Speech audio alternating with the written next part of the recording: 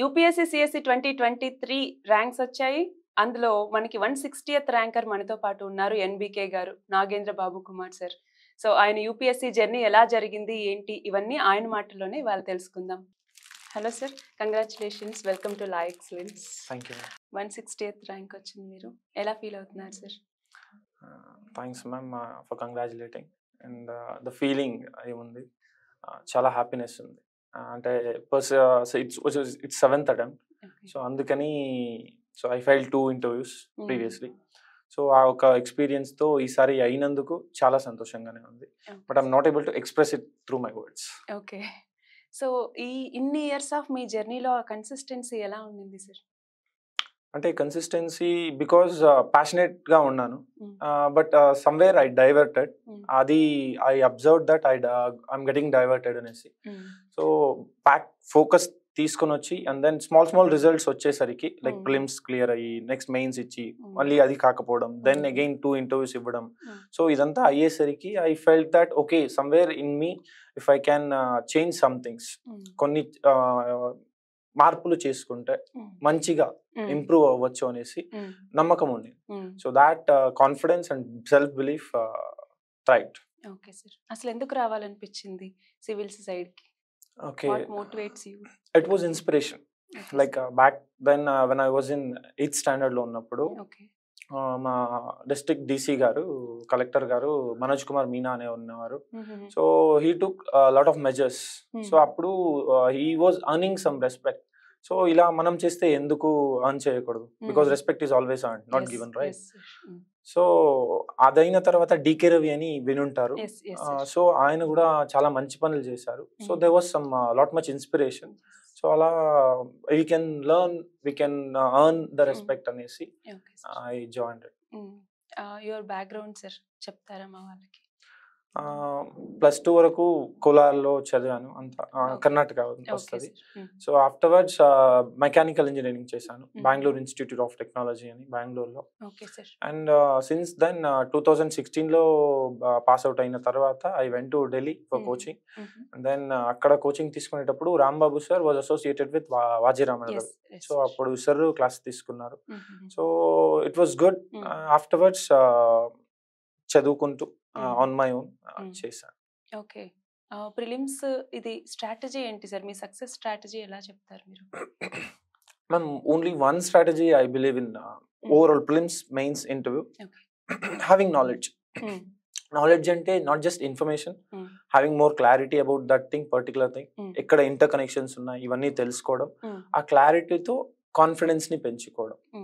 So even elimination techniques ఇవన్నీ ఏం మాట్లాడతాం, సో అవి మాట్లాడేటప్పుడు if you have the knowledge that option ఏముంది, అది రాంగ్ అనే నాలెడ్జ్ ఉండాలి.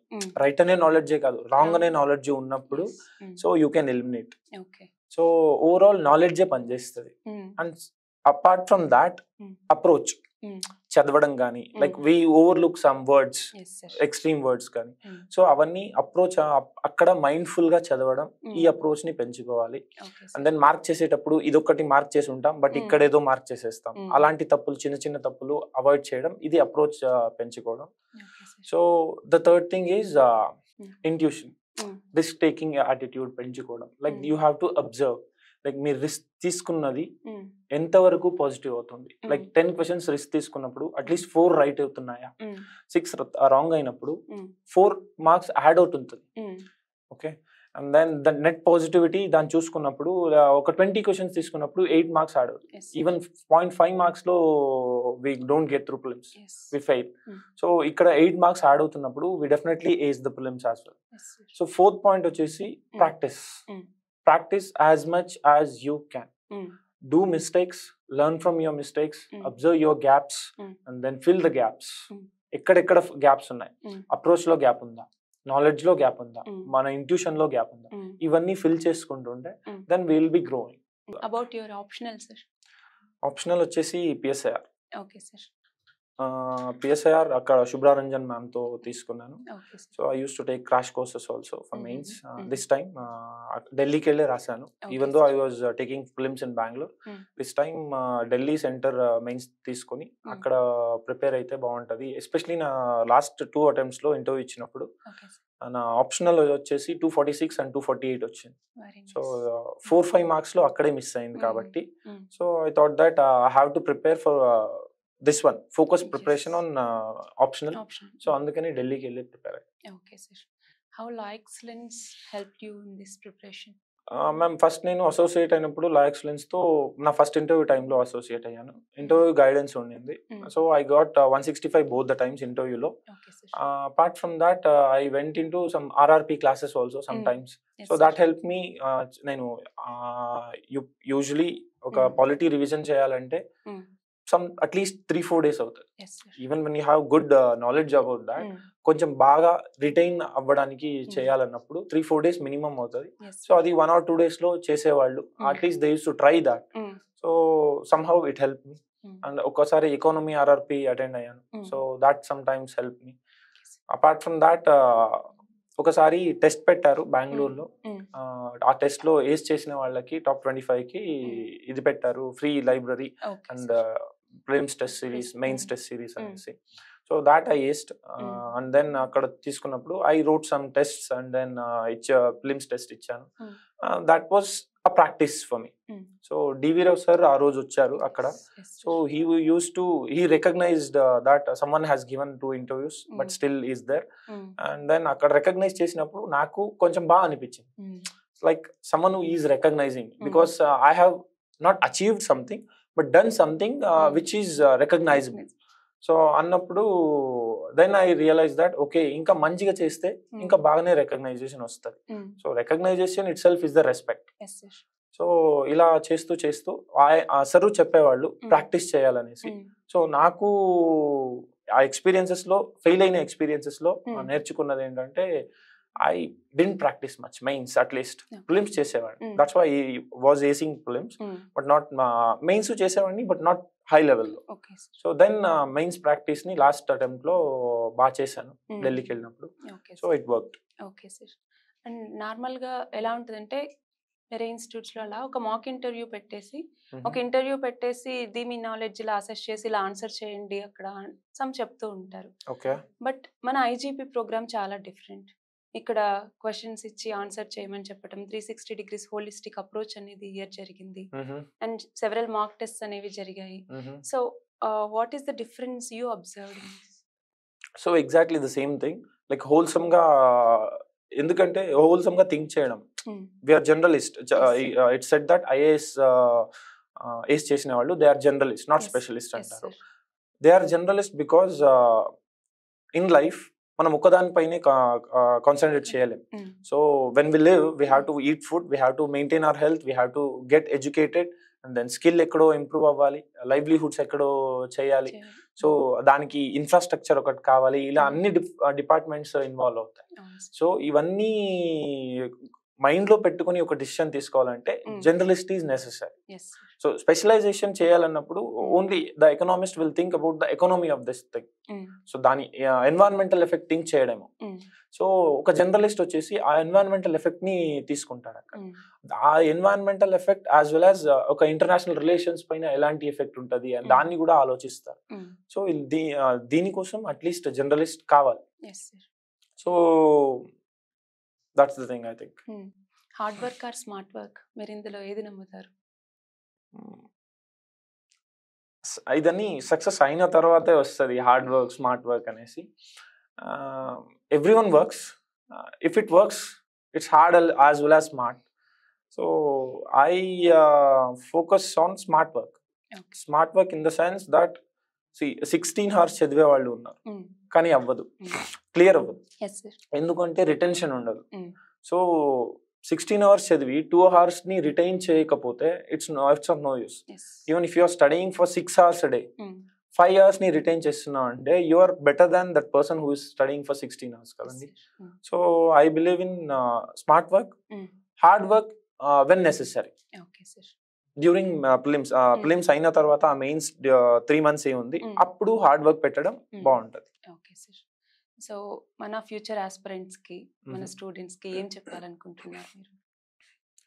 యూపీఎస్సీ ప్రిపరేషన్ నా ఎక్స్పీరియన్స్ లో it makes you lonely, and then ఆ లోన్లీ చేసినప్పుడు you tend to get distracted for small pleasures. So ఆ డిస్ట్రాక్షన్ ని అవాయిడ్ చేయండి. Have a focused approach, have confidence in you, self belief on you. So ఇవన్నీ qualities ఉన్నప్పుడు, consistent గా work చేస్తున్నప్పుడు, so definitely you will improve. ఆ growth mindset పెట్టుకున్నప్పుడు improve అయ్యి you can ace exam. Not it's difficult but not impossible. Okay okay sir, మీరు ఎలా celebrate చేసుకున్నారు? ఫ్యామిలీతో సెలబ్రేట్ చేసుకున్నాం, బికాజ్ ఎస్ మై పేరెంట్స్ చాలా సపోర్ట్ చేశారు ఈ జర్నీలో. They never let me down, because I saw failures but still they never let me down. So అందుకోసం I celebrated with the parents as well as some friends. దేవర్ అంటే friends చాలా starting ages 4 years లో నాకు friends ఎవరు కాలేదు UPSC జర్నీలో. ఉండేవాళ్ళు బట్ దేవర్ ఫర్ ఎఫెమరల్, కాసేపు ఉండేవాళ్ళు, దెన్ దే డన్ అనే టైప్ ఉండేది.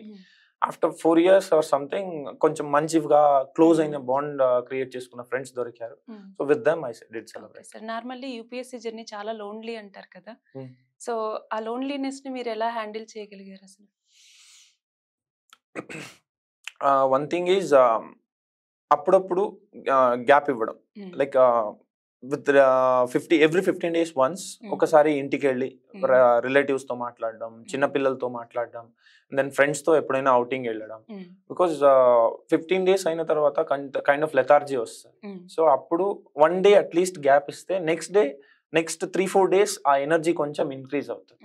ఆ 1 day completely shut down from the UPSC thing. So ఇలా చేస్తున్నప్పుడు I felt I was rejuvenating again and again. So బాగా అనిపించేది. So I suggest some of my friends like this. Okay sir, ఇప్పుడు చాలా మంది ప్రిలిమ్స్ లో పేపర్ 1 క్లియర్ చేసేసి CSAT లో చాలా మందికి పోతుంది. సో మీరు 5 ప్రిలిమ్స్ కంటిన్యూస్ గా అయిపోయాయి, 2 సార్లు ఇంటర్వ్యూ అయిపోయిన తర్వాత మళ్ళీ మీకు ప్రిలిమ్స్ లో సీసాట్ పోయినప్పుడు మీ ఎలా దాన్ని ఫేస్ చేశారు, దాన్ని ఎలా మేనేజ్ చేశారు సార్? లాస్ట్ 5 attempts లో ఎలా ఫెయిల్ అయ్యాను, whether it is GS1 prelims కావచ్చు, అండ్ దెన్ ఒకసారి మెయిన్స్ లో ఫెయిల్ అయ్యాను అది కావచ్చు, దెన్ 2 interviews కావచ్చు. అది how I took it, how I accepted. ఆ ఎక్స్పీరియన్స్ ఏముండిందో ఆ ఎక్స్పీరియన్స్ నే ఇక్కడ ఓవర్లాప్ చేశాను. I accepted it. Like somewhere after second interview 1 week time ఉండింది అంతే. సీసాట్ ప్రిపేర్ అవ్వడానికి కాలేదు. GS1 ప్రిపేర్ అయ్యా, I got 108 or somewhere like that. So 64 వచ్చింది ఇంట్లో. Then I realize that each 1 paper is important. You can discard or overlook any of the papers అనేసి అనుకున్నాను. నేర్పించింది అది. Then how I overcame that was it became personal. మా అమ్మగారు she took it as challenge, like somewhere I'm diverting అనేసో ఏదో ఒకటి. She thought that she will leave her comfort zone, come to the place where I'm living, help చేసి భోజనం కావచ్చు, మిగతా day to day things కావచ్చు, అవన్నీ హెల్ప్ చేస్తూ మేబీ దిస్ టైమ్ ర్యాంక్ కొట్టించేలా సపోర్టివ్ గా ఉండాలనేసి she took it as a challenge. She made it personal, her personal as well as mine. Then she was the supportive system throughout this year. So that's how I was able to manage my feelings with that supportive system. Me interview అయిపోయిన తర్వాత మీకు అనిపించిందా ఈసారి నాకు వచ్చేస్తుంది అనేసి? Interview experience అయితే I was not satisfied, because I was doing much better అంతకు ముందు మార్క్స్ లో అన్ని. But still I had the thought that mains ఈసారి చాలా బాగా ప్రిపేర్ అయ్యాను. Possibility that I can get better marks in mains, somewhere between 820 to 860 నా mind లో ఉండింది. I think even now somewhere the marks will overlap there. So if this same happens, then whatever I guessed was right, expected was also right. Okay sir, ఇప్పుడు చాలా మంది civils లోకి వస్తున్నారంటే compulsory NCERTs చదవాలి, PYQs చూడాలి అంటారు. So అది కంపల్సరీనా? By PYQs are compulsory. NCERTs లో కొంచెం ఎక్కువ ఇన్ఫర్మేషన్ ఉంటుంది, టెక్స్ట్ బుక్స్ లో కొంచెం కంపైల్డ్ ఇన్ఫర్మేషన్ ఉంటుంది. ఈ compiled information as well as overall information, any information will it's not the information but PYQs, which questions are being asked on which topics, how questions are being repeat అవుతున్న questions ఏ ఉన్నాయి, the tone and tenor of the question ఏం అడుగుతున్నారు, and what is the exact demand of the questions. Sometimes bouncers ఎలా వస్తున్నాయి, should we worry about the bouncers? There will always be bouncers. ప్రతి ఒక్క paper లో ఏదో ఒక క్వశ్చన్ బౌన్సర్ ఉంటది. just because of one question, one opportunity మనం miss అవుతున్నాం అంటే there are another 19 opportunities, 19 questions that are awaiting us. So అవన్నీ 19 బాగా చేయి, దీన్ని వదిలే అని చెప్పట్లేదు. So to the extent possible, give it. If you are not getting 5 marks, at least you will be getting 3 marks. So మిగతా దాంట్లో 5 marks వచ్చేలా if you can score better, so then you can get better. Yes sir. ఇప్పుడు books ఎంత చదివినా, ఎంత analysis చేసినా, exam లో వచ్చే క్వశ్చన్స్ అవి మనకి తెలియదు అనిపించినా కూడా వాటిని ఎలా ఆన్సర్ చేయగలరు? మోస్ట్లీ కంప్లీట్లీ తెలియదు ఉన్నప్పుడు చేయలేం. At least some or the other way మనకు తెలిసి ఉంటది. అందుకని PYQs చూసినప్పుడు మనకు తెలిసినవి అడుగుతున్నారా, తెలియనివి అడుగుతున్నారా అని తెలుస్తుంది. This time there was a question on fjords, like glacial landforms ఉండింది. So that was a bouncer for me. Like fjords అంటే బేసిక్ ఇన్ఫర్మేషన్ తెలుసు, why are the pictures skew and why are they beautiful అనే ఒక in depth knowledge లేదు. ఒక geography optional student అయితే he can write. So to the extent possible, I knew that this is a landform, glacial landform, erosional, and then where it is found, why, because oceans avanni untai, so cliffs unnanduku may look beautiful anesi whatever I knew I wrote there. Okay, that's it. Okay sir, so what is your vision for India? Actually I was thinking that like healthy, prosperous, poverty free, and then happy India. Okay, చూసారు కదండి, ఇలా ఒక క్యారెక్టర్ని build చేసుకునేసి ఒక స్ట్రాటజీతో ముందుకెళ్ళి ఆ Perseverance అనేది ఉంటూ ఒక గోల్ని అచీవ్ చేయాలి ఎయిమ్గా పెట్టుకొని దానికి వర్క్ చేసుకుంటుంటే ఫ్యూచర్లో చాలామంది ఇలానే సివిల్ సర్వెంట్స్ వచ్చి మన దేశానికి ఎంతోమంది సేవ చేస్తారు. So thank you very much sir for coming. Thanks ma'am.